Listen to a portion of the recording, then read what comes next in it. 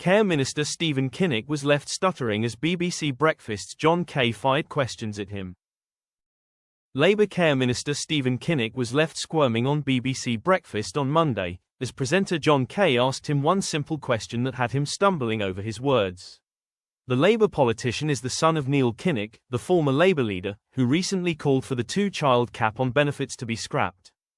Jumping straight into the questioning, the BBC host asked the current politician for a simple but honest answer. Referring to Kinnock's two-child cap comments, he asked, "Is your dad right or wrong on that?"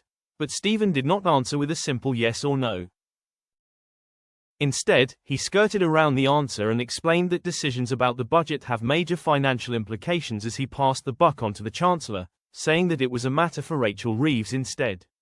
He added, "I am sure that you will agree that it would be wrong for me to start speculating about the budget at this time." But John continued to push as he asked, "However, if you were having a chat with your dad, would you say that he is right or wrong?" Once again, the politician declined to answer. "You've invited me onto this program as a government minister," he replied. "I am saying very clearly to you that any decisions that have major financial implications for the government are a matter for the Prime Minister, the Chancellor, the Cabinet and nobody else. It comes as the policy, which prevents most families from claiming means-tested benefits for any third or additional children born after April 2017, has pushed more and more people into poverty across the UK. The government has been hit by a barrage of complaints and criticism about the policy since it came into effect, with the country's leaders expected to announce a decision on the cap in autumn, when it publishes its child poverty strategy.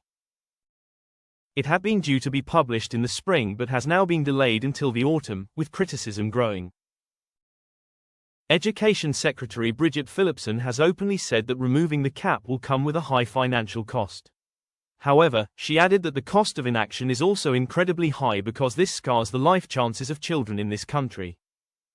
Conservative Shadow Chancellor Mel Stride defended the policy, which was introduced by his party in 2017.